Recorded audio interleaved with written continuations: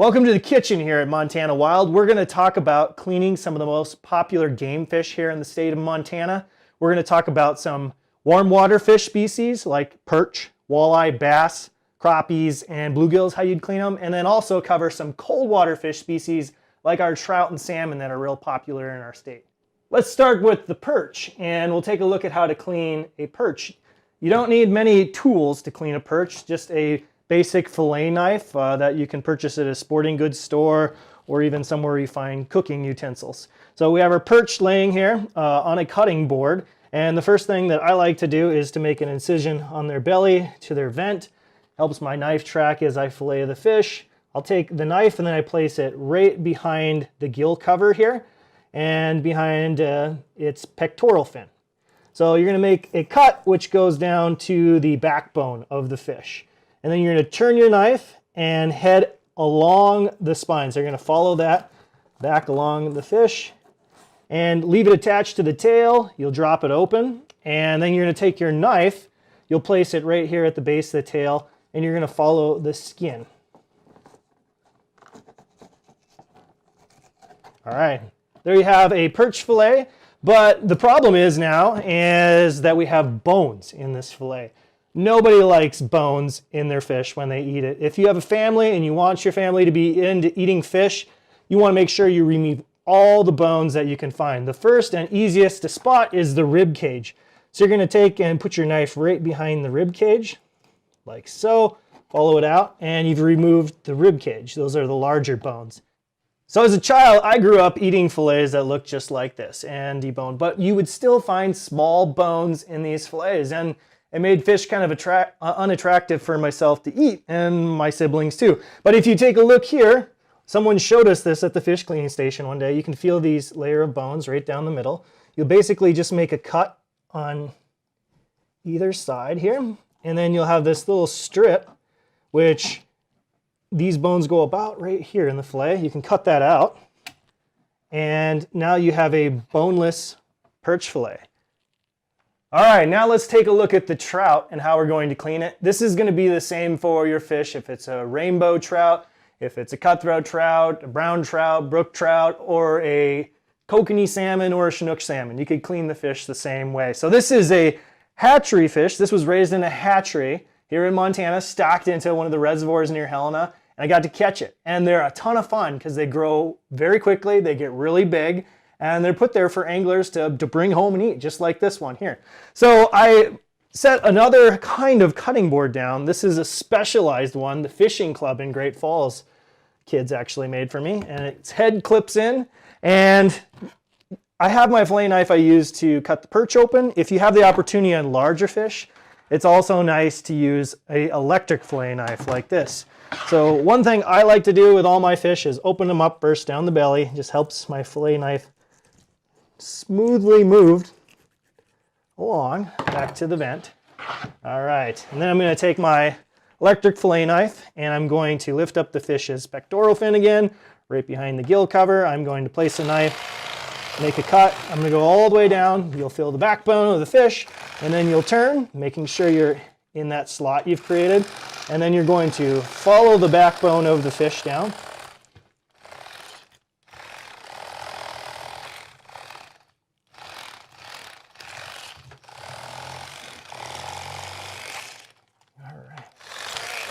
And instead of leaving this piece of fillet on the fish like I did the perch, this one's pretty large here, I'm going to cut it right off the end of the fish.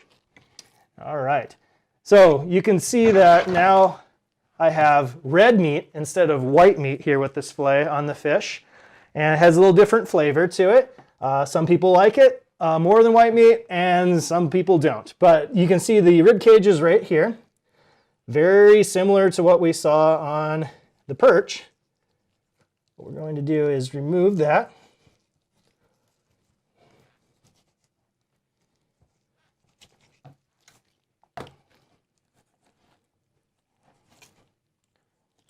All right. So we've removed the rib cage off the fish now. We have those bones out. On the walleye and perch and bass, you'll find that layer of bones almost right off the edge of the rib bones These bones are a little different. People refer to them Y bones or pin bones, but if you run your finger, you can feel them right here. This section of meat you can see here has no bones in it, but that section in the middle has bones. You can actually, if you look on the internet, they'll talk about going through and individually pulling each one of these bones out with a pliers. I find that incredibly difficult.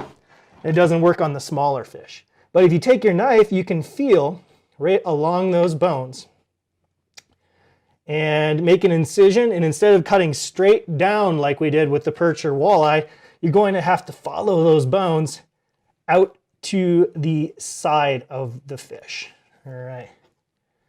So, and then you'll make an incision on the other side of those bones. What we're doing is just removing this whole section of bones out from the fish.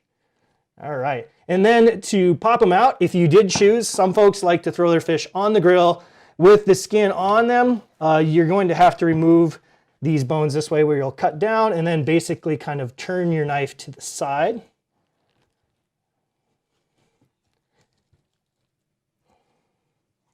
And by doing that, you're just dislodging those bones to create a boneless fillet. All right, so then you pull that up and make a little cut here at the end, and that's about how far those bones go back. And you could put this fish right on the grill like that. What I do like to do, and I'm going to show you for my favorite recipe, I actually like to remove the fillet off of the skin. So similar to how I just did that with the perch, you can see the skin is on the back of here. And you can take your knife then, and if you are going to take the skin off on a trout species, this fin right here, we have our pectorum pelvic fin. Pelvic fin always gets in the way, so just go ahead and cut that pelvic fin off. Then you're going to put your fillet knife right on the back of the fish here, of the tail. Hold on with your fingers. And you're going to fillet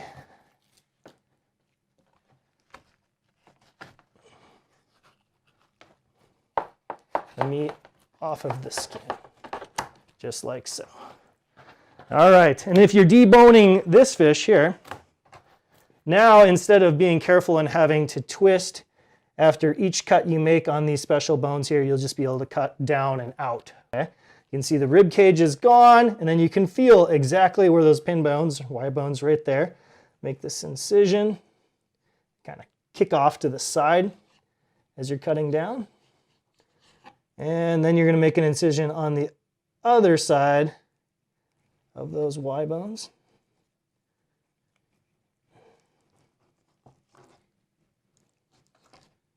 All right. About to right there. Trim that out. And now what you have is a boneless trout fillet that I am going to use to make my favorite trout recipe.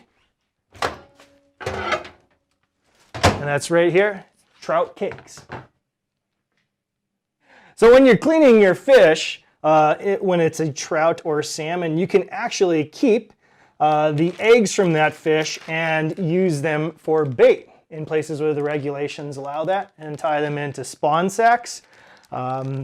Most fish do not have eggs that don't taste very good, but I do enjoy eating paddlefish eggs. That's one example of eggs that people like to eat fish from here in Montana. Hopefully you enjoyed our little demonstration here, and hopefully that helps you clean about every game fish that you do catch in Montana. If you do happen to pursue the elusive burbot, which we did a video of earlier, the cleaning of burbot's quite different than this, and catfish also have a little different anatomy for cleaning them too. If you want to learn more about fish and places you can catch fish, visit FishMT.